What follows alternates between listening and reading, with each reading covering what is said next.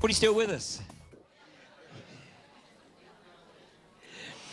Okay, we're going to change the tone of the presentations, at least for this one.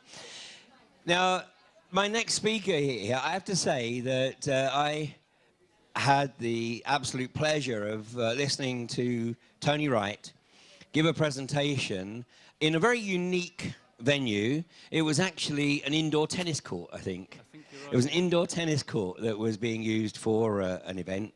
And I don't know, it must have been, what, 7 years ago, at least 6 years ago, 7 years ago. And at the time, I was preparing for the first series of talks that I was giving. I think it was in 2011, and the title of the talk was "The Shift is About to Hit the Fan." And but I knew I had something missing. I knew there was a piece of the jigsaw, and I wasn't absolutely certain what it was. And I went to this event in deepest Sussex, and I heard Tony speak. And Tony gave a presentation that was very much based on an absolutely seminal book. And I've been recommending this book for probably the last 5 or 6 years now. It was a book called Left in the Dark. Anybody familiar with this book? Yeah? Excellent. Well, you know, it was an absolutely, and I believe is an absolutely seminal piece of work, and I'm not going to spoil it by talking any more about it, but it was listening to Tony's presentation that gave me that piece of the jigsaw, and when I read Left in the Dark, I absolutely knew where it fitted in. So my thanks very much for that, and if you want any royalties, tough. But absolutely amazing piece of work. And so anyway, I've been trying to get Tony to come to an AV event probably for a couple of years now, and cause he used to live in Cornwall, but now he's moved into also one of my adopted counties, Lancashire. So he lives in the wonderful old market town of Tomadan. Can you say it right yet? I'm not going to embarrass myself. Took me a long time to learn, or to be shown how to say Tomadan. It's pronounced or spelt Todd Morden, of course. So it's an immediate indicator of whether you have any familiarity with the area. And then somebody's going to tell me I've just said it wrong anyway, probably. So I know that Tony's going to literally have you spellbound by what he has to share. He's going to take you into insights that I think are absolutely unique. So it's my great pleasure. Tony Wright. Thank you, Ian. Thanks very much.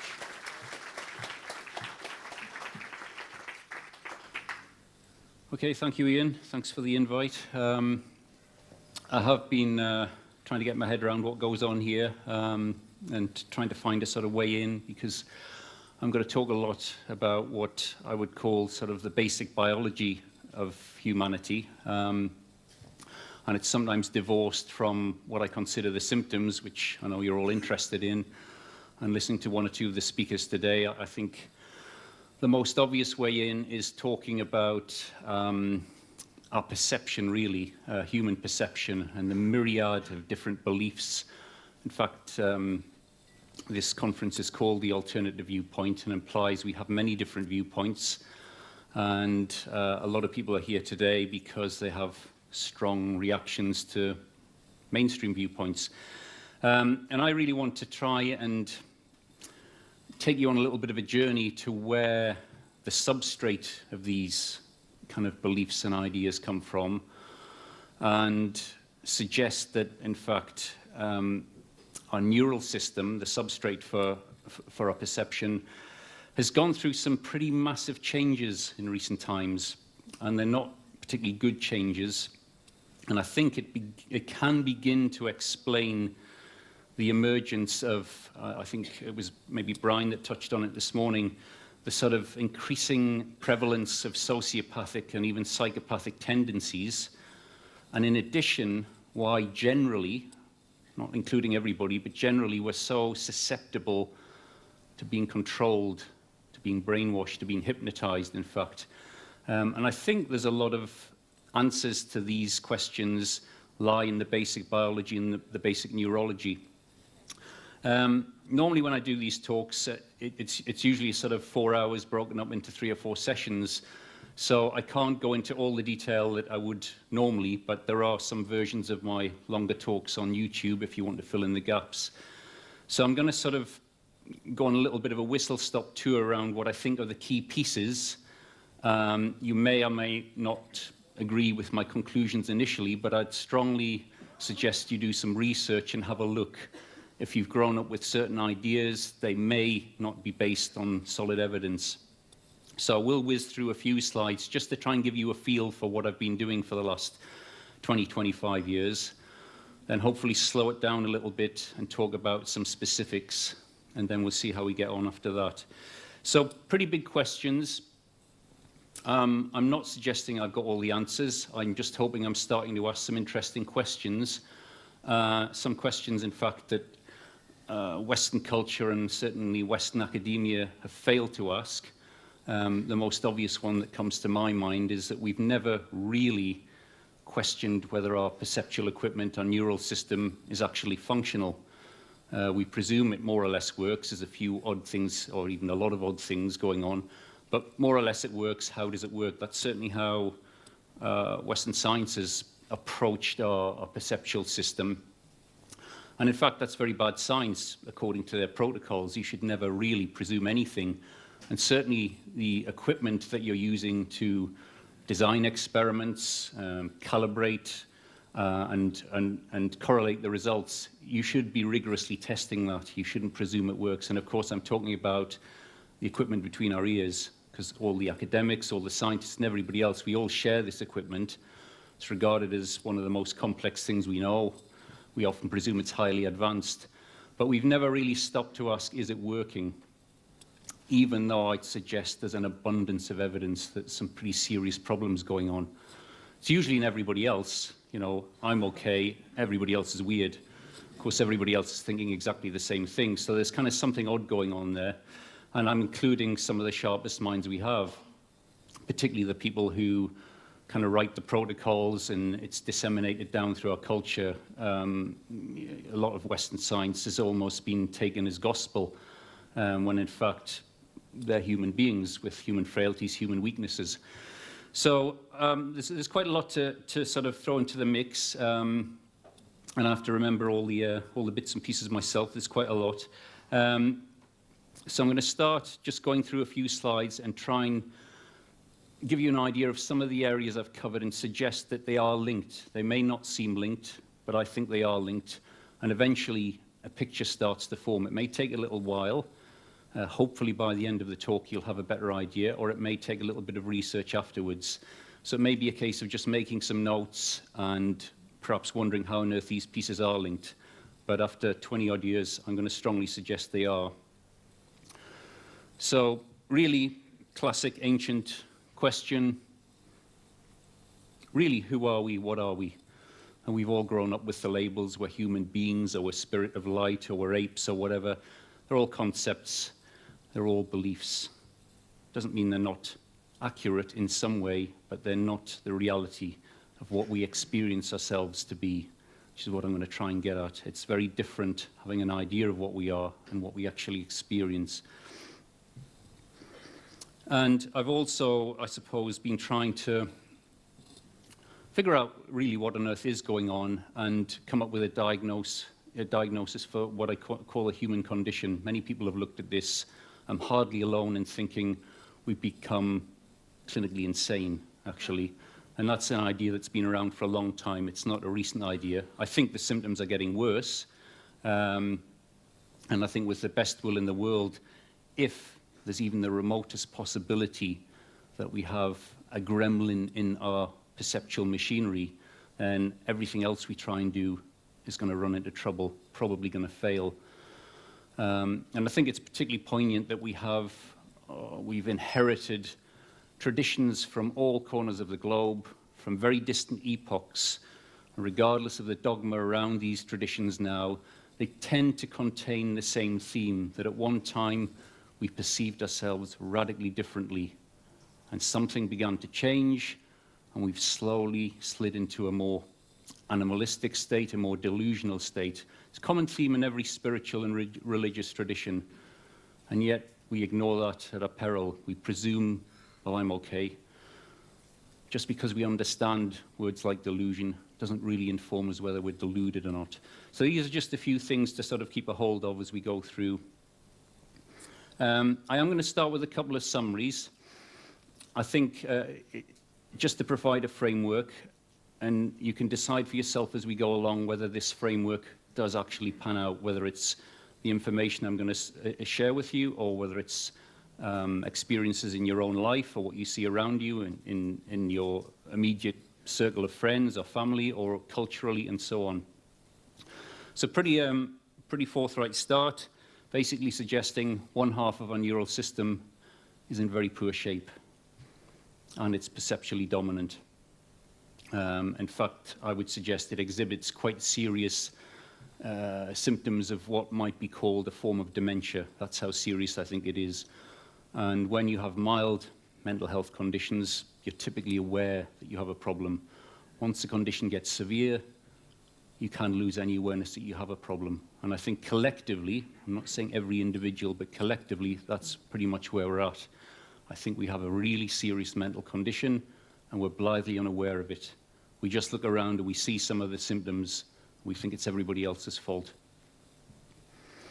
I'll just build on that a little bit more, and then, as I say, we'll move through some slides quite quickly.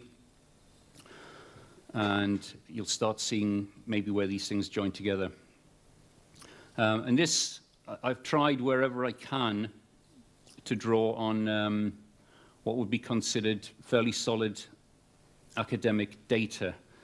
I don't always agree with the conclusions of the research for reasons that I will explain, but I think Western science has done a pretty good job in mining data. Endless projects, endless amounts of resources gone into doing all sorts of experiments, and we've generated a mountain of data, so much data we can't keep track of it anymore. And I kind of wondered quite early on in my sort of interest in this, whether there'd be a smoking gun in Western science data. Is there something already in there that we've missed because we're not looking for it? And you're probably, to some degree, familiar with the classic left-right brain research. It got a lot of press years ago, then it's been slowly watered down and partially dismissed in recent times. I'd strongly suggest you revisit some of that early research, because it's not about conclusions, it's about physical experience, perceptual experiences, split brain patients, absolutely fascinating stuff. But what came out of that, very briefly, and these are some of the leading researchers of the time, some of them still active, Michael Gazzaniga, I think he's still working in this field, and others. They basically came up with lots of data that suggested our perceptually dominant hemisphere has some very strange quirks indeed. And because they were not really looking for a pathology or a serious problem, they were just looking to see how it works, they were preconditioned to try and come up with, I guess, explanations that fitted the preconception, i.e. humans have become increasingly advanced, we're it's sort of almost at the pinnacle of our evolution, this kind of thing. But again, look at the data. Our left hemisphere has these traits of being perpetually in a state of denial, perpetually in a state of delusion. It lies, I think the term they like to use is confabulates. It lies all the time, and it's not even aware it's lying. And these are normal traits. We all have them. Very hard to see in yourself unless you're very honest when you look in the mirror.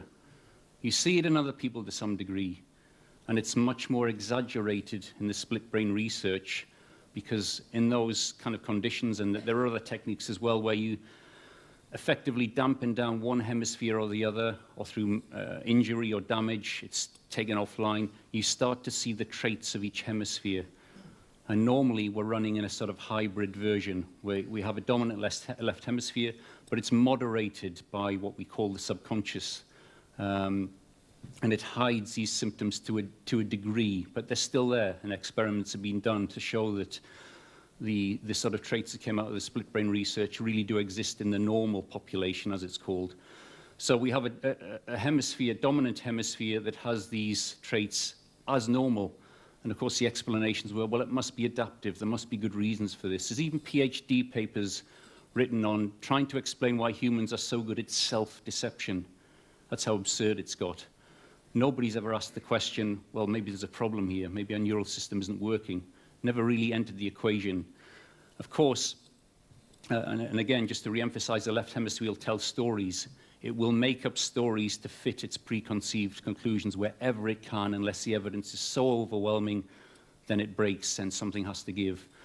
And what you have to remember is all these researchers, of course, they all have a left hemisphere. They were researching their own left hemisphere. You don't read that in any of the conclusions.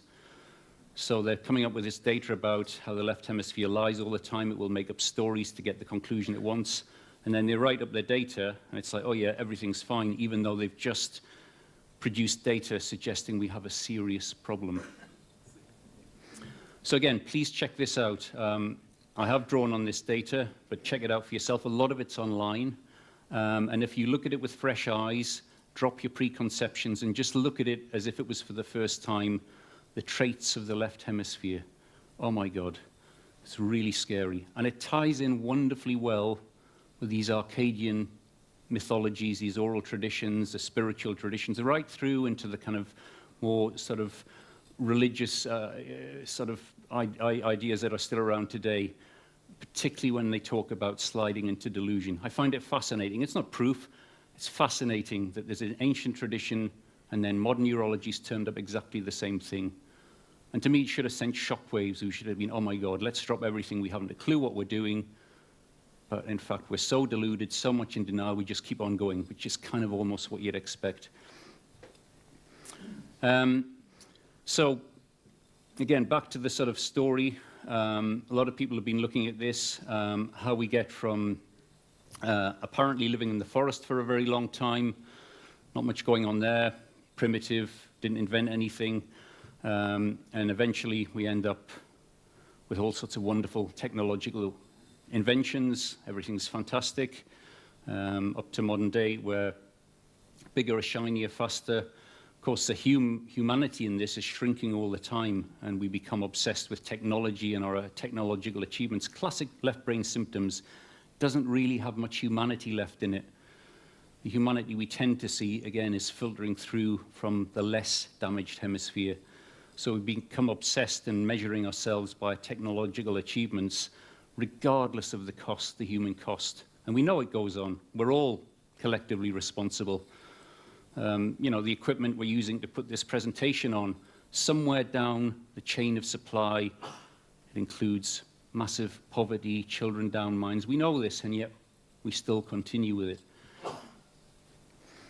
And the obvious contradictions, things are getting very advanced, and yet one of the most advanced things we have are the ways we kill each other. Most of our resources go into developing ever more efficient ways of killing each other.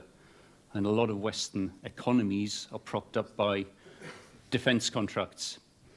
And we know this goes on. So these massive contradictions and juxtapositions, and by degrees, some of us are aware of this, and we're very unhappy about it, but nevertheless, the juggernaut goes on. And the human cost, even in allegedly the most advanced conurbations, not that I personally think they're advanced, but this is a story we've grown up with. You look, and there's human misery all over the place. And even when it's working, the reality when you actually speak to human beings, it's much more about this disorientation, bewilderment, stress, degenerative disease, running faster and faster, getting less and less. And this is just probably the top 5 or 10% of the human population. All the rest are propping these systems up. So we have these crazy systems built still on slavery, just a different kind of slavery, and it's really about self-destruction. Western culture is really engaged in the act of self-destruction. We're destroying everything, including ourselves, and calling it advanced. If that's not severe delusion, I don't know what is. So these are just a few symptoms and a few clues along the way. Prior to Western science tending to dominate, our natural history was accounted for in a very different way. We had these probably very ancient traditions, already touched on it, suggesting that things were very different a long time ago. Now, a lot of people tend to dismiss that as being sort of nostalgic and probably the outpourings of a primitive mind. That's a fair argument, but I'm going to get onto some mechanisms that suggest actually that's not the case. But nevertheless, dwelling on these traditions just briefly, as I say, they don't talk about things being, oh, well, you know, we live communally, things were a little bit better. They talk about a very different state of mind. And the terms that have come down to us are typically in the sort of category of rapture, divinity, really powerfully different states, and a real sense of connection, a real sense of oneness. Terms, of course, bandied around today. And we clearly still have the wiring for these experiences, because people still have glimpses of these experiences. So something in our wiring somewhere can facilitate those kind of experiences, sometimes spontaneously, often in relation to particular incidents, extreme stress, which can overload the left hemisphere and it gives up, or through particular practices and techniques from many of these traditions, whether it's from yoga, meditation, kind of Trappist tradition, so not speaking for weeks on end, shutting the left hemisphere down, these kind of things. Using plant medicines and related chemicals. Remember, our brain absolutely depends on chemicals to work. For me to stand here and do this, there's a cascade of millions of chemical reactions going off. Our brain is a drug machine. It needs drugs to work. What kind of drugs? Of course, that's open to debate. But some of these chemicals that traditionally have been used to try and access some of these states, lo and behold, and I'll come to a slide later, they tend to differentially stimulate the right hemisphere, the expansive classes of drugs. Some drugs tend to fuel the left hemisphere, thinking more of your cocaine type, speed type drugs, but the psychedelics, as they're called, tend to stimulate the right hemisphere. And they have a long history of use, and they're related to connecting to this lost state. Of course, they can be very frightening because they involve the left hemisphere having to let go of control, and that's one thing it does not like to do under any circumstances. It tends to fight and gets very frightened. Anyway, as you can imagine, there's lots of information that I could talk about with all of these slides. I'm just showing you pieces and suggesting all of these pieces start joining together, and there's a wealth of data and information to support them. Once you start asking different questions, particularly whether actually my brain does work, is there a problem with it? It's quite a challenging idea. Left hemisphere doesn't like those kind of challenges. It likes to be highly advanced, everything's fine, I'm in control. So we tend to shy away from those possibilities. And if there isn't anything wrong with our mind and our brain, absolutely fine. But if there is, until we actually recognize that, until we embrace that, then I think we're stuffed. This is just, again, hinting at altered states of consciousness. We typically, in our culture, we grow up with very limited parameters, who and what we are and what's acceptable. And yet, again, littered throughout history and even currently, plenty of evidence that our neural system is capable of radically different states of being. And they're not just some, archetypal hippie like myself sat in the corner taking some drugs and can't do anything. There's a lot of evidence coming out now that these are highly functional states, cognitively, and increasing evidence of people microdosing, extreme sports people, this kind of stuff, enhancing physical performance, all sorts of things. So suggesting that tweak the chemical regime, tweak the structure, imagining our neural systems like a big lens, tweak it a little bit and you get a different result. Well, lo and behold, it's not a great revelation. So again, I'm suggesting we still have some wiring there for some radically different states of being. And I can't imagine that our current culture could be much worse. It would take hundreds of brilliant people to design something so horrendous. So why on earth we legislate and are determined to hang on to the neural chemical regime and neural structure we currently have when it's killing us? We already know a lot about what to do to change it in a positive way. But of course, the left hemisphere is terrified, and it would rather hang on to the bitter end and go over the cliff than admit we might need to change. Again, coming out of the split brain research, and again, please revisit this. If you've already looked at it, look at it again. And going back to what I touched on earlier, beliefs. We all have our beliefs, we all have our concepts. And there's nothing to say concepts can't approximate reality. They aren't reality, of course, but they can be a really good approximation. or they can be miles away from reality, and we tend to identify with them, and then we tend to start fighting each other because we can't impose our beliefs on each other. And there must be, I don't know, hundreds if not thousands of different belief systems now. And unless the cosmos, the universe, is even more bizarre than I think it is, it doesn't make any sense, particularly when you look at right hemisphere experience, and particularly the deeper it goes, there's a common theme comes out. And when I say a common theme, I don't want to sound like it's a contracting theme. It's an expansive theme, but it has similar themes regardless of history, regardless of culture, even regardless of dogmatic belief. When people have these powerful experiences, and they're particularly powerful, they start trying to communicate the same old story. When I say the same old story, it's a story we desperately need again, and it's to do with absolute, profound wonder and joy within and in connection with everything and everybody. So, which of these realities makes the most sense? Our dominant reality, where we're defending our beliefs, or this otherness that we're afraid of, that tends to suggest everything could be an awful lot better, and again, I suggest also very functional. A simple exercise, again, trying to define who and what we are. It's quite a good game. You take away your name, your nationality, all the concepts you associate with who you are, your job title, everything, and what's left. What do you actually experience? And the left hemisphere doesn't have much experiential capacity anymore.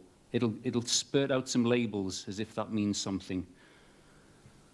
But we do get glimpses of something else, whether it's when we fall in love, when we have children, when we take certain chemicals, whatever it is, something else comes through, and it can be quite profound and amazing. So again, coming out of the split brain research, and it was one of the things that caused a lot of academics a lot of problems. In fact, I go as far as saying there was a great eagerness to dismiss classic left brain research because it didn't make any sense. Why would we have these vastly different capacities, and particularly where we seem to have a dominant hemisphere that had very few capacities other than it could speak, which we've been led to believe is actually very advanced, and I'm going to suggest it's the opposite. And it invents conceptual versions of reality. So we've been sold the idea that that's a good idea. And yet we have another sense of self that rarely gets out. Sometimes get glimpses of it in, as I say, some of these approaches. And it has a very, very deep sense of experience with many, many insights and abilities, just not the sort of things the left hemisphere recognizes or values. But this is solid data, 2 selves in each skull. Yet we typically, most of us refer to ourselves in the singular. We don't usually go around saying, well, we had this kind of a day, or we are doing that. But it is in there somewhere. Some of us do have more of that experience. And actually it can be troubling. If you have a dominant left hemisphere, it's like a jailer. It's got something locked in the basement it doesn't want you to know about. Sometimes it sneaks out, and it's quite frightening. And we end up getting treated and put in funny farms because we're starting to talk about different things that don't fit the left brain idea of reality. Again, just jumping from one slide to another, it may not be particularly coherent just yet, hopefully it will be by the end. Human sleep. There's still a lot of mystery around sleep, still a lot of big questions. What on earth is it for in all species? But humans display some relatively unusual traits in sleep. And what I'm going to suggest, I'm just going to throw the conclusions at you, is that because of the changes in our brain that I'm going to get to in more detail, I suppose I'd call them degenerative changes, we have 2 sleep requirements. We have a left brain sleep requirement and a right brain sleep requirement. It's as if the left brain, although it's in charge, it has weak batteries. Can't run very long before it starts losing control. The right hemisphere, not so dysfunctional, has stronger batteries, and immediately starts to make sense of a lot of these dichotomies. Even as things as simple as, for example, we tend to be more emotional when we're tired in the evening. We tend to socialize more in the evening. It's not so easy when you get up in the morning and your left brain's fully charged. It doesn't really want to know because it's kind of scared and rather be in its rigid techno world. But by the time it's getting tired, it's not able to control quite so strongly. We start relaxing a little bit, start engaging with each other. Of course, as the batteries weaken, the feeling of tiredness becomes quite powerful. You get really powerful symptoms like speech starts to slur, become clumsy, uncoordinated, and most of us head for bed. Well, our left brain does. It's like, got to get some sleep. People can even get quite angry if they don't get enough sleep. Weirdly enough, there are traditions that talk about staying awake to get to a very different state of mind. They're embedded in some traditions and haven't had much attention. So, for example, prolonged meditation is a form of sleep deprivation. It's kind of hinted at in the Buddhist tradition, the Buddhists meditating for 7 days and nights. Well, unless he fell asleep, he was also being sleep deprived. It's part of Vision Quest, staying awake until you get into that visionary state. It's even in the Epic of Gilgamesh, a kind of classic story of the initiate trying to get to the lost state of consciousness of the ancestors. One of the final tests was to stay awake for 7 days and nights. And in this story, the initiate failed, and some people interpret that as an indication of a general fall from grace. So I got interested in this and did quite a lot of experimentation in the early 90s and ended up doing about 2 years of nearly solid sleep deprivation, 3, 5, up to 7 days and nights. A night or two sleep, start again. Absolutely fascinating. Can't go into loads of detail, don't have the time, but I ended up going to Manchester University and being tested because one of the classic ideas is if you stay awake, you start being very delusionary, and did a lot of measurements, a lot of tests, and I said, look, if I stay steady state, that'll be interesting because I should be in a mess. And they agreed, and they thought, you know, I was going to end up in a mess, but actually all my functions improved. It's the only study I know of that's happened, and they were going to publish it, but because they couldn't explain it, they got cold feet and said, oh, we'll have to run it again. I said, fine. Oh, we've got no money. So it's the only data I know of showing that correlation, but it's never been formally published.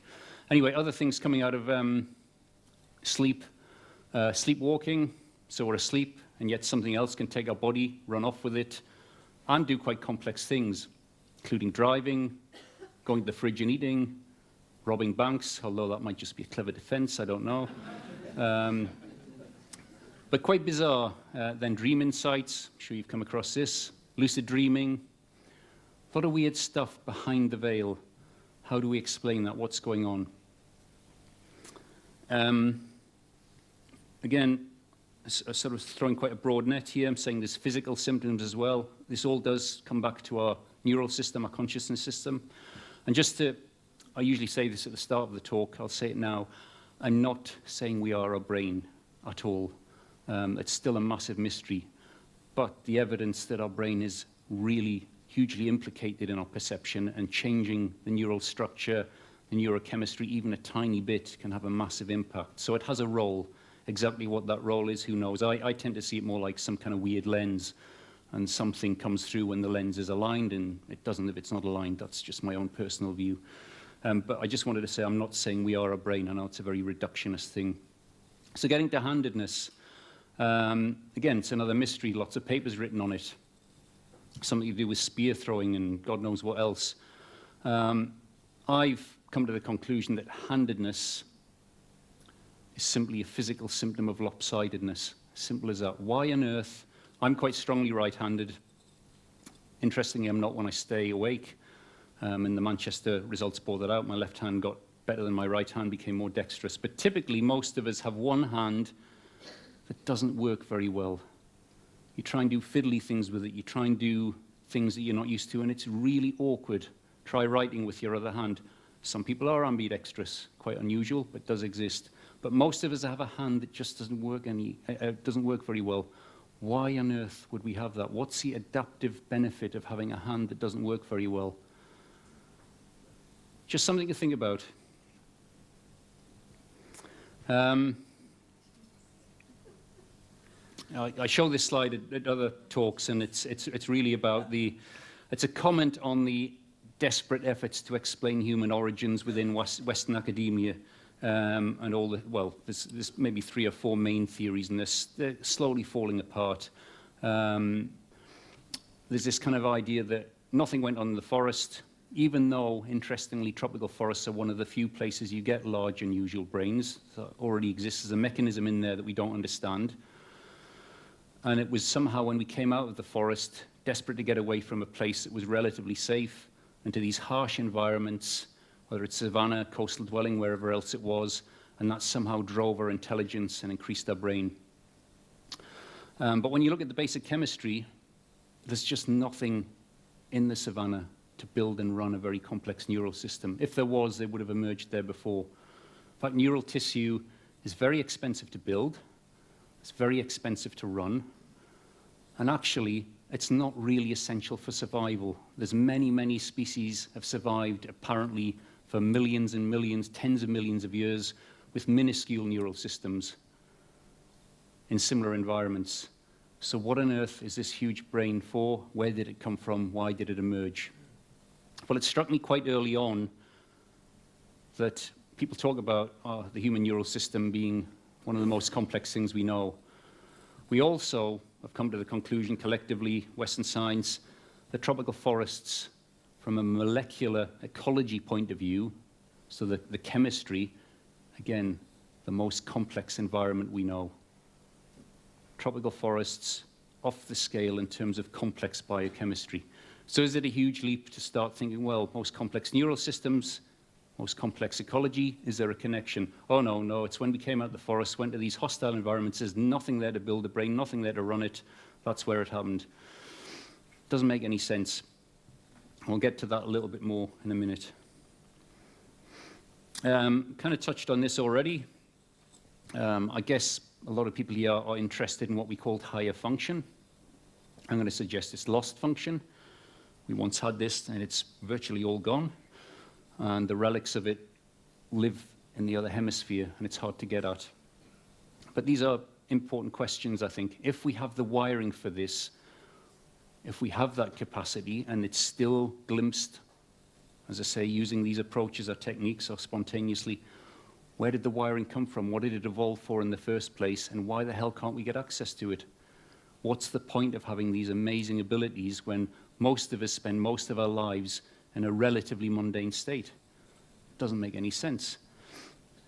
And again, I'd suggest the ancient traditions, once you kind of just distance yourself a bit from the dogma and the beliefs, but just look at some of the data and some of the kind of commonalities, they all suggest that a long time ago, we did have access to these states.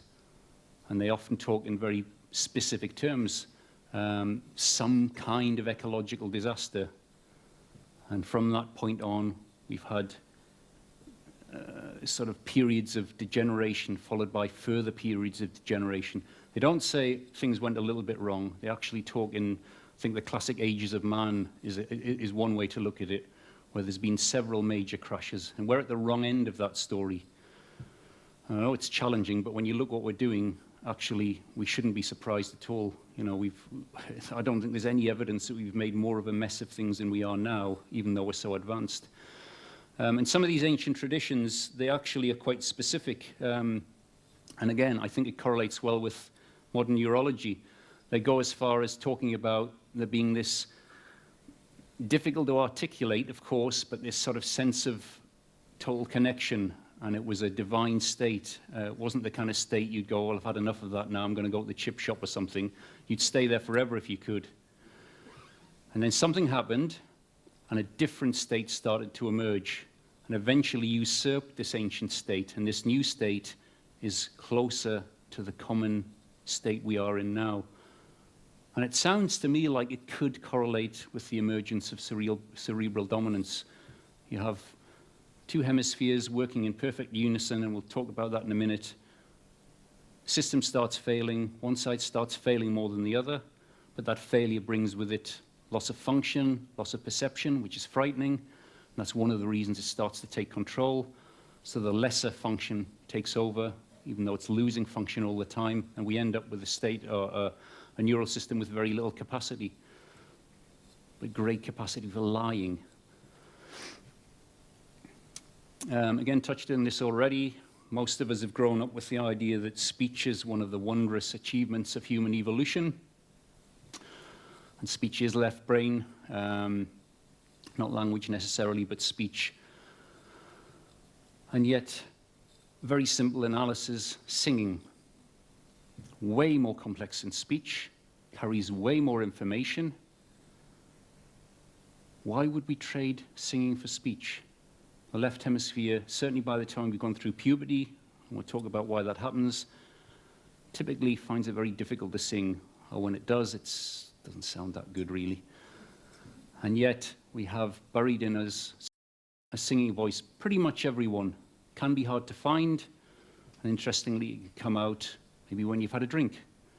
Some people sing a lot better when their speech has started slurring because the alcohol is an anesthetic, shutting down the left hemisphere, hasn't quite shut down the right hemisphere, as long as you don't drink too much, and people burst into song. And sometimes it actually sounds pretty good.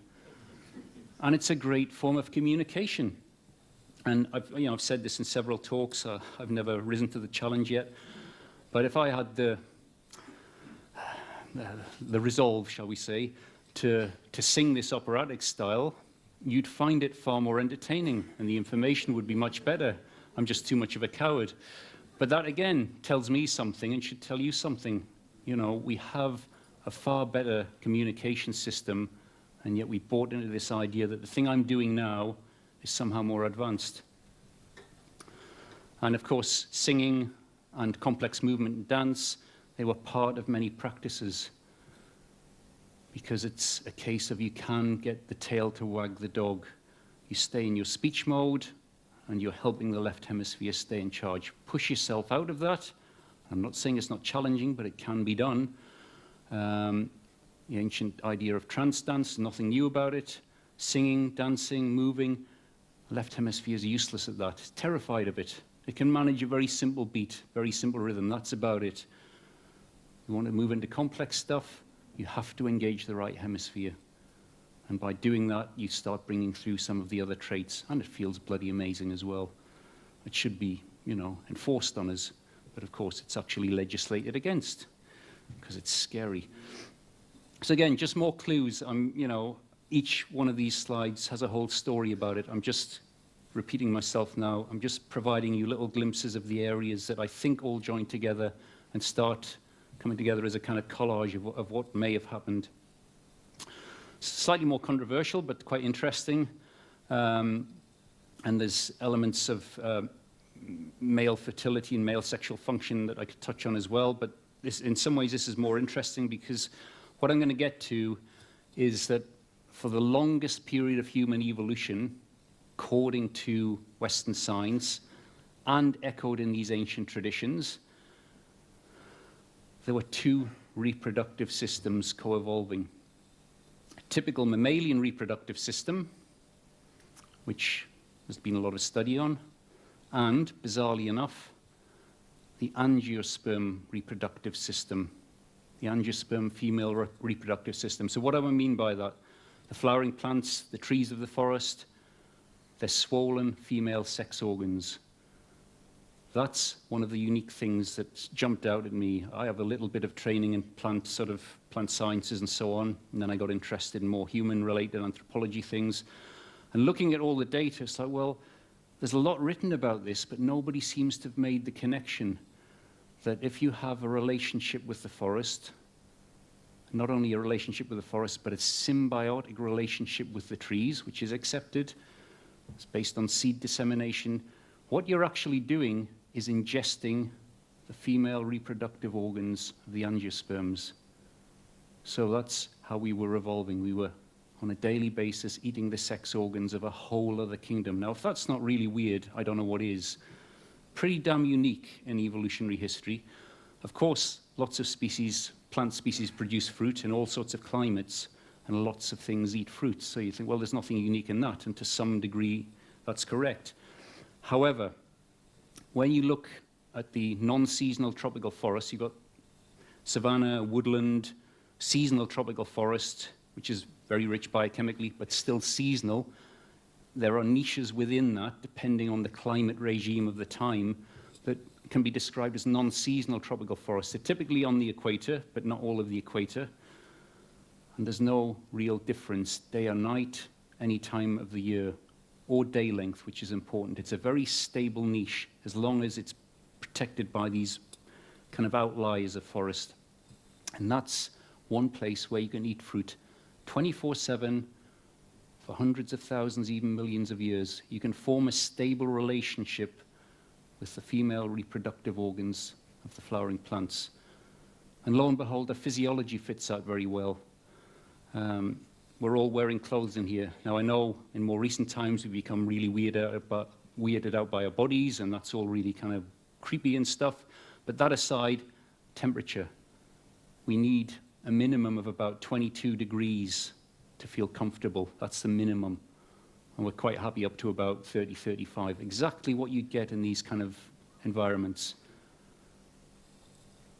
I just think it's interesting that our physiology fits this, and it's the only place you can eat fruit for long periods of time. We're going to get on to why that might be interesting in terms of our brain, but briefly, the hormonal effects of fruit, plants and animals, yeah, they're really different. Well, actually, we've grown up being taught the differences between plants and animals, 10, a dozen, 20, vast array of similarities. Same DNA molecule, vast amount of similarity in chemistry.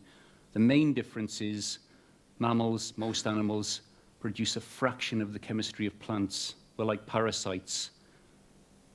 Plants do all the hard work. They do all the heavy lifting. One species of tropical tree probably produces more novel chemicals than we're currently even aware of. That's how complex they are. That's why the pharmaceutical companies are always in the tropical forest looking for things to heal us, except they won't use the natural stuff. They'll make a synthetic copy that has side effects, charges a shitload of money, blah, blah, blah. But the point is, that's where all the cool chemistry is. And that's where we evolved. And it's accepted we had this relationship with fruit.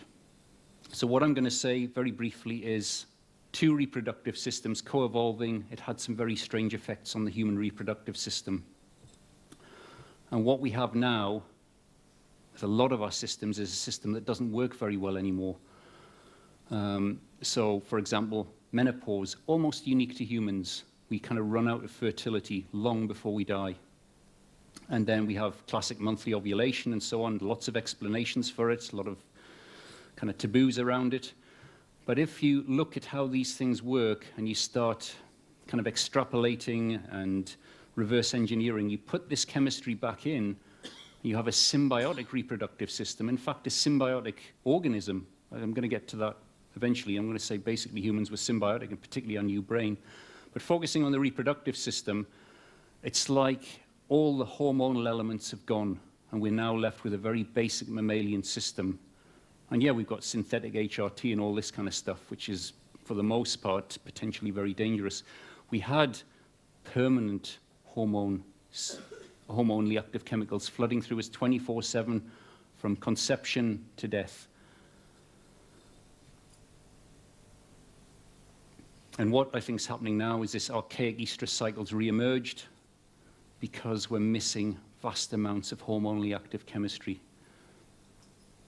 So a bit challenging, something to think about, but have a look and look at the data. It does seem to fit. How are we doing for time? Okay, another thing that comes out of sort of researching humans, and including myself, it's amazing how frightened we all are, particularly in our culture, but increasingly elsewhere. And the left brain doesn't like to own up to being frightened. It will create any story and lie to itself and everybody else. But most of us are actually really frightened to move out of the accepted norms. I could do this talk naked. I'll probably get arrested, and some of you might laugh or run away. But when you think of the rules that we all follow that are entirely arbitrary, we're terrified of breaking them, terrified of moving away from them. And fear is a typical symptom of mental ill health. We're actually frightened. We don't even know why we're frightened. We are too frightened to let anybody know. If we look in the mirror and we're honest, we can see that. But we all play the game, we all collude, and we don't cross each other's boundaries as much or as little as we can anyway, because we don't want to provoke a reaction, and we're all in it together. We're all kind of playing that game. I was having a chat with somebody, I think yesterday, and it's quite fascinating, you know, chatting to people about this one-to-one, all over the place. And the vast majority of us seem to have a voice in our head. Now, it's been written about, it's not new. Remember, speech is left brain. And if we're not doing this audibly, it's going on all the time anyway. And who of us would share that commentary, even with our closest friends or our partners? It's usually pretty nuts in there. And we've all got it going on, but we keep it hidden. We all collude, we all play the game. Now, again, if that's not a sign of serious mental health, I don't know what is. Or maybe some people here don't have that, but I've only had one person ever put their hand up and say, no, I don't have that at all. So everybody's got a mad voice in their head, coming up with crazy, weird shit all the time. You're scared to tell anybody. And we're all doing it even right now. What's that all about? Maybe it's fine, I don't know. Again, touching on this, we've become increasingly, collectively, frightened of pleasure, particularly profound pleasure. It's okay to get excited about buying a new car. It's okay to get a new computer and get excited. Anticipation, it's not really pleasure, but that's okay. Deep pleasure, profound pleasure, our left brain doesn't have the wiring for that anymore. If you want to experience really deep, profound pleasure, you have to let go and move to a different place. But of course, that's about losing control. So individually and collectively, we've begun to legislate and prohibit anything that can change that sense of control. Even simple things like music and dance. And certainly when you talk about altering your consciousness in a way that feels good, ooh, no way. You have to stay exactly how you are. And classic example is sex, sexual pleasure. There's you can see in various cultures that if sex weren't absolutely essential for procreation, it would be banned. That's how nuts it is. And yet there are traditions that are being slowly rediscovered in times when we weren't so hung up about all this, where sex and sexual pleasure was used as a way into altered states. Because to experience that profound pleasure, you have to shift. And then it's not just pleasure, it becomes divine pleasure. But that's not part of our culture anymore. It's kind of scary and frowned on and pretty weird. Why? Why on earth? I mean, it's fine to build tanks and build fighter planes and kill each other, but to embrace pleasure, and it's all classic hippie stuff, I know, but looking at the mechanisms, it's not part of our left hemisphere's capacity anymore, and it's terrified because in order to feel that, it has to let go.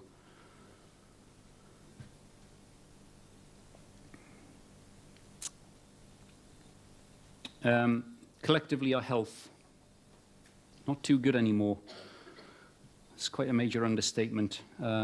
Ancient mythology, again, suggested that we lived very healthily, very, very long lives. I can't prove that, but it's interesting those traditions exist. There's kind of it's a bit of a closed loop, but interesting that if our distant ancestors did live in a very different state, they lived longer, they lived very healthily in a relatively benign environment, and believe it or not, tropical forests, deep tropical forests, very, very dense canopy, you don't get grass growing. Why is that important? Because you don't get huge herds of grass-eating herbivores. And what do you not get when you've got huge herds? Predators. So in the deep forest, it's relatively benign. It's not that there's nothing there, but it's a relatively benign place to be, as long as the forest stays intact. And these ancient traditions hinted that we lived pretty benign lives in a state of perpetual wonder and joy, lived for a very long time. In fact, the sort of Judo-Christian tradition, although it probably originated much earlier, Sumeria, or even further back, I don't know, but it's fascinating, and I quite like to use it at least as a metaphor. Whether it has some reality or not, I don't know. Classic Garden of Eden story that's, followed Western culture's dominance. our very genesis was something to do with living in the forest and eating fruit. And most of us, when we think of fruit, yeah, healthy snack. But once you recognize, no, symbiotic relationship with a female reproductive organ, suddenly all takes on a different meaning. And we're going to get to a little bit of the specifics, I hope, about the impact fruit has on typical mammalian biochemistry, particularly our own hormones. This is what I'm hinting at here. We're now, for the most part, not in a symbiotic relationship. We're a standalone mammal, and our left brain likes that. Look at us, we're very advanced, we don't need anything else. Unfortunately, mammalian genomes, they're not very complex. I think there was a lot of excitement about the Human Genome Project. We're going to analyze human DNA, and we're going to find all these codings for weird and wonderful things in our big brain. You'll notice that there's not really been that much talk about it since the human genome was deciphered, because it's actually a pretty basic mammalian genome. And what do basic mammalian genomes do? They build basic mammalian systems, great for survival. Usually they don't have very big brains, usually not that smart, can be quite aggressive, very survival orientated. That's fine, that works. But if for the longest part of evolution we were flooded with chemicals that changed the way our DNA was read, it all starts pointing in a different direction. And one part of our immune system, the thymus gland, turns out is very, very sensitive to hormones like testosterone and estrogen. And it stops developing quite early on as puberty starts. And it looks to me as if when we were in this relationship with the forest, flooding our system with the reproductive chemistry of the plants, it dampened down our own powerful mammalian hormones, things like estrogens and testosterone, and allowed our immune system to develop in a radically more powerful way, kept us healthy in a very much more powerful way for much longer. Now I think our immune system's in dire straits.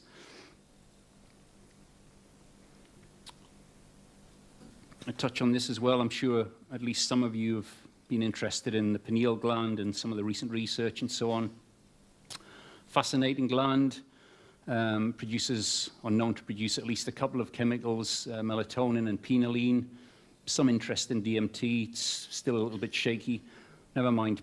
Melatonin and phenylalanine, powerful hormonally active compounds. Lo and behold, they have the same effect as fruit. They dampen down things like testosterone and estrogen.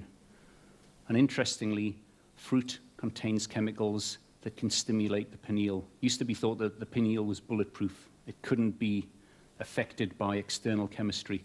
That changed when people were being prescribed monoamine oxidase inhibitors like as antidepressants. Turns out monoamine oxidase inhibitors can stimulate the pineal and get it to produce more of these chemicals. Well, lo and behold, in fruit, there are classes of compounds, particularly called flavonoids, and many of those have monoamine oxidase inhibition capacity. They act as mild to moderate antidepressants, if that's the way you want to look at it. They enhance neural function, and they can stimulate the pineal. So we're living in an environment where the pineal was being stimulated by the diet we ate. Now it's not. So I've started to talk a little bit about hormones. And really, what I'm really going to talk about is this relationship we had in the past with the forest and the reproductive organs.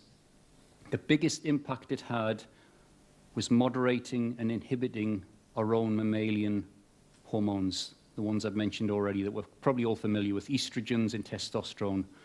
And estrogens and testosterone play a massive role in our development, in every aspect of our development. They effectively read the DNA. They tell the DNA what to do. I'm simplifying it a little bit, but it's not so far off. So you imagine we spent forever in the forest, and we evolved new traits while in this kind of semi-benign environment, flooded with these chemicals that were dampening down our own typical mammalian hormones. Something happens, climate change, forest dries out, suddenly no more reproductive organs. Doesn't mean we die, but it means we're suddenly exposed to our own mammalian hormones. And what do? They're telling the DNA to build a standard mammalian model. That's what they're trying to do. And as we've lost that protection, those hormones have come to the fore again, and they're slowly achieving that result. And I'm going to suggest that the emergence of patriarchal culture is in fact a symptom of neurological damage, particularly with males, because testosterone plays a big role in this. It's not just a male hormone. Women produce testosterone as well, so I don't think you're getting off the hook entirely. But testosterone really has a very powerful impact on neural development. In fact, this paper's written on it, and it seems to affect the left hemisphere more. Surprise, surprise. And free from that buffering, our hormones are now trying to sculpt this typical mammalian brain. And as it's progressively got worse, as we've got a more primitive left hemisphere, particularly males, what comes with that? Loss of function, fear, need for control. You see the emergence of a different societal structure. It's not more advanced, it's not an experiment, it's a symptom of neurological degeneration. I don't know if that sounds too radical, but I think I can get away with it being a male. So I'm going to suggest hierarchy and patriarchy, that classic autistic lack of empathy and so on, are symptoms of neurological damage. And it's just that bit more severe in males, hence that rise in the sort of, I think I touched on it earlier, sociopathic, psychopathic behavior. There is a spectrum. Not everybody's affected to the same degree. So you can take some comfort in that. So quite a few clues there. I'm going to try and get into a little bit more specifically how this works before I run out of time. Really going back to the drawing board, looking again at how this might work, forgetting the kind of standard ideas, but looking at the data. Data is very good. And looking at our origins, and again, the thing that jumped out at me was this symbiotic relationship with the reproductive organs. It's established, it's accepted, different disciplines, different papers, nobody's talking to each other.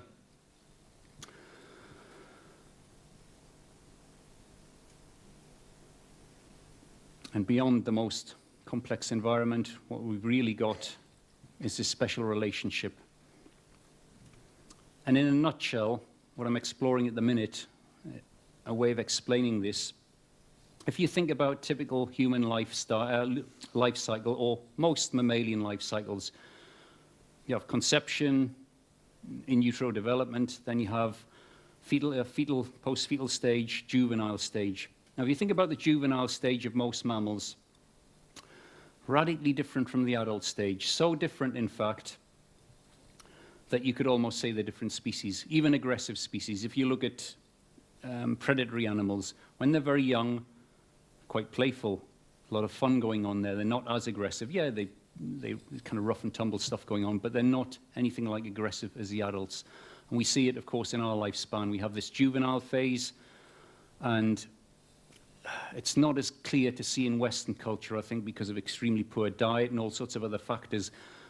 But looking at the more positive elements of classic ideas of the juvenile window, a lot more empathy, a lot more compassion, a lot more fun, the psychology of fun, and a voracious and insatiable appetite for new experience and learning.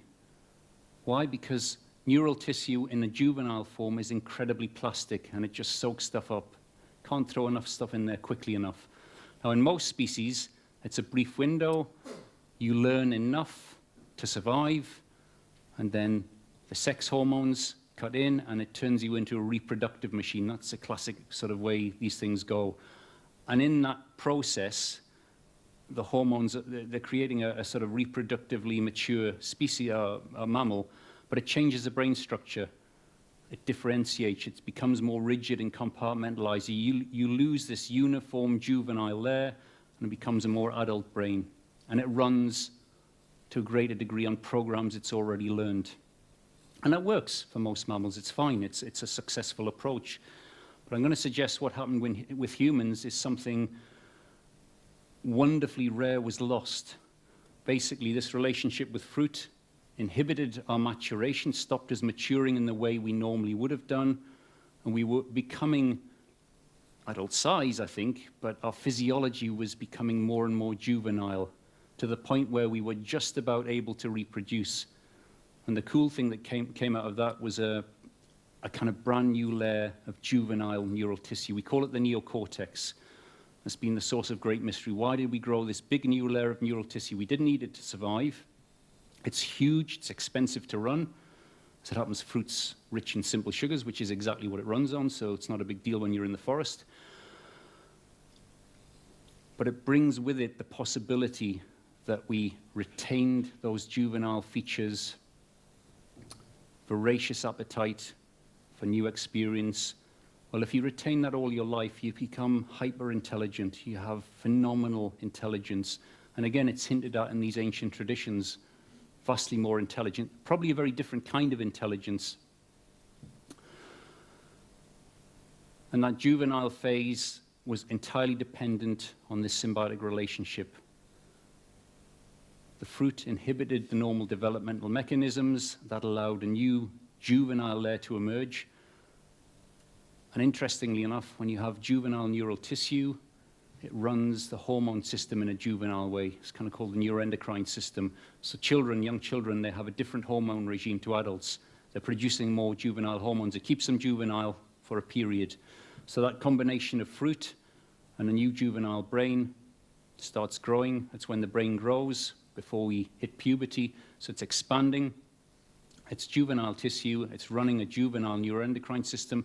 Starts feeding its own expansion. And one of the big mysteries, a lot of people are fascinated by why we've got such a big brain. I don't think size is everything, but I think size, the mechanism that gave rise to the big brain is the same mechanism that gave rise to a juvenile brain. They're one and the same thing. And a lot of fascination with this rapid expansion. Our brain tripled in size in about 2 million years. Extraordinary, almost unique. Equally interesting is it stopped expanding roughly 200,000 years ago. Those dates may change, the fossil record may change, and it's been shrinking. Been shrinking ever since. We've been losing neural tissue ever since. And I think we've been losing the very best neural tissue, the outer, most juvenile layer, the layer that gave us all these unique properties. It's been shrinking, we've been losing it, and we've been moving back to a more primitive brain structure, imperceptibly through the generations, but a cumulative effect. And when you look at this sort of basic diagram, it mimics typical mammalian lifespan and our lifespan now, where our brain expands when we're young, stops expanding mid to late teens, early 20s maximum, and it starts shrinking, and we start losing function. And eventually, we have forms of mental ill health. And I think this is exactly what's happened in evolutionary terms. We went through this phase where we were held in a juvenile state.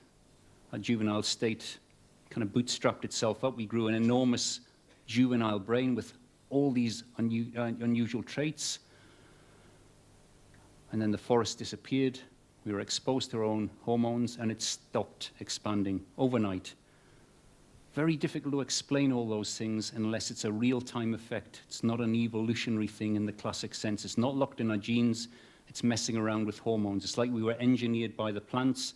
We lost that engineering. We ended up reverting to a more primitive type.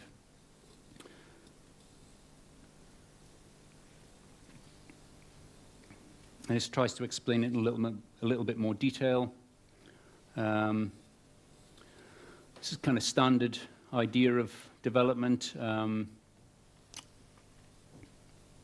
Coding to build a brain is in the DNA, apparently. Brain runs the endocrine system. Endocrine system dictates how the DNA is read. So it's kind of a closed loop. Most of the variation comes from the DNA. That's the standard theory. I think it's a good theory. It maybe doesn't explain everything, but it is a good theory. And what you've put into the loop doesn't have a great impact on how the DNA is read. Some, but not much. Except when you do this. When you start adding in the sex hormone compounds of a whole other kingdom. This will definitely mess with the DNA. Directly, and also by altering our own hormones. Changes the way the DNA is read. And all the evidence I've come across from the pharmacological literature is it has a juvenilizing effect. It stops us maturing in the way we used to. And you might think, well, we're supposed to mature. you know, that's the normal thing, and I agree that is the normal thing with mammals.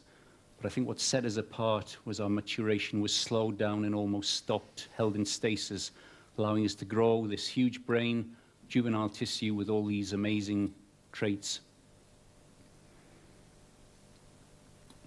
And I think that was the mechanism that allowed it to triple in size in such a short time in the forest. Yet we're told about the evidence that's been found outside the forest. Oh, well, we found evidence of hunting or fire or whatever. Yes, absolutely. But the presumption is that every fossil that we found outside the forest is telling us about the whole lineage that may well still have been in the forest. It's equally possible to interpret this. I found no contradiction that what we see outside the forest is simply a snapshot of what was going on in the forest. Refugees from the forest, they come out, we find evidence of them. Okay, the brain was getting bigger. But there's nothing to build the brain in these kind of harsh climates like the savannah and so on.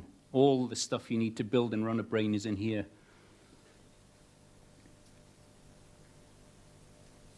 And then climate change, lose the tropical forest, come out the forest, or the forest disappears. You're highly intelligent, you can survive, that's not a problem. And intelligence allows you to survive eating fallback foods and eventually other things. But the chemical formula to protect this juvenile brain is gone, and it stops expanding, it starts shrinking. And a big twist in it all, and the evidence is good for this now, our brain, left and right side of our brain, are genetically asymmetric. Each side is genetically a little bit different, probably for very good reasons a long, long time ago. This stuff has the capacity to iron out those genetic differences by never allowing them to be expressed. So when you think about children, they have a fairly symmetrical brain. It only starts becoming asymmetric when the sex hormones kick in. Then women have a more symmetrical brain than men because they're exposed to less testosterone. They are exposed to some, so there's a bit of asymmetry creeping in there. And by the time you get to the male brain, much more asymmetric. But I think the real nature of the asymmetry isn't about specialized adaptation anymore. It's about the degree it's reverting to a more primitive form. That's the nature of the asymmetry now. And I think it's a much easier explanation, this ballooning, this rapid expansion, stall, shrinkage, in a very, the blink of an eye in evolutionary terms. I think it's the mechanism that explains why we've slowly been going mad. We've lost this juvenile phase, and it's happening before our eyes. Again, I'm sure a lot of you here have read the age of sexual maturation in humans is shrinking. Even in the last 100, 150 years, you're looking at 10, 15%. That's the window that the big brain grows. It's shrinking before our eyes. We should be extremely alarmed because every generation that goes through that, it's less time to build a big advanced brain. The window's shrinking, and each generation we're losing, and it's accelerating. Of course, each generation, this is handed down through the female line. As the brain changes, it's running a more primitive endocrine system. This influences the next generation, and so the cycle speeds up. In exactly the opposite way we had rapid or accelerating expansion, we're getting slowly into accelerating degeneration and shrinkage. How are we doing for time? 5 minutes. Yeah, and very briefly, I mean, again, these are hailed as great advances. Well, in terms of survival, yes, but in terms of the impact on our brain, not such a good idea. No chemistry in this by comparison to the forest, chemically very impoverished. In fact, it's one of the reasons I think we self-medicate so much, or we're desperate to self-medicate. Our advanced neural system evolved in one of the most chemically complex ecologies we know. That's its operating system. It's supposed to be flooded with chemicals from the plants. Now it's not. So, of course, we're reaching out for all sorts of stuff. Some are very detrimental, but it's no surprise we're reaching out, trying to self-medicate because our brain's starved of chemistry. It's chronically deficient, and yet we legislate against self-medication. And then we get to this, where we start building our brain with this kind of stuff, and we jokingly call it junk. We think it's kind of funny. Most complex thing we know, central to everything we do, every decision we ever make, and we're now building it from this. Not very good. As ever, there's so much more I could say. I know I've got a short window here. I hope it's given you a little taste of some of the areas I've been looking at. I will say that once you assimilate the diagnosis, the idea that we were held in a juvenile state, we grew this phenomenally unique brain, and now it's reversing. Once you understand that, you can start to see ways to fix it. There are ways to sort this out. We already know a lot. The biggest challenge is recognizing the seriousness of the problem. I would suggest if you get time, have a look online. I've got YouTube stuff which fills in a lot of the blanks. I have got copies of a book which again cover all these areas if you want to investigate further. I'm going to stop now because I've hit you with a lot of concepts. You're probably feeling a bit overwhelmed. I've spent 20 odd years developing a concept. Even if it turns out to be partially accurate, it's still just a concept, it's still just a map. And what I'm really interested in is creating a map where we feel compelled to change the structure and therefore change our experience. So what I'm going to do for the last few minutes, very quickly, I'm going to ask Matthew if you could just turn the lights up ever so slightly. And I'm going to invite you, big change in direction here, just to mess with your heads a bit more, to take part in a little exercise. Maximum 5 minutes, absolute maximum. It's entirely your choice, but I suggest it's a quick reminder of our humanity and what really is important instead of all the concepts we're chasing, even if they turn out to be useful. So I'm going to invite you to pair up with someone, probably the person you're sitting next to. As I say, if you feel too uncomfortable, it's okay, but you might want to ask why. And for no more than 5 minutes, that's all I'm asking, 5 minutes, 3 minutes maximum. If you could turn to your selected partner, if you've decided to do that, and just relax in a meditative style and look into their eyes. That's all I'm going to ask you to do.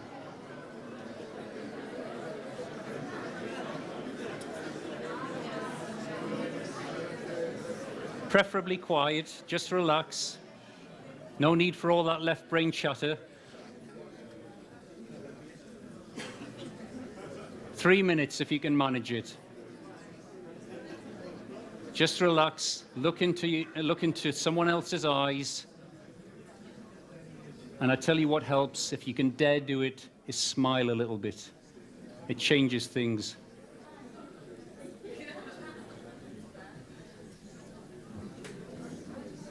And it's not a staring competition.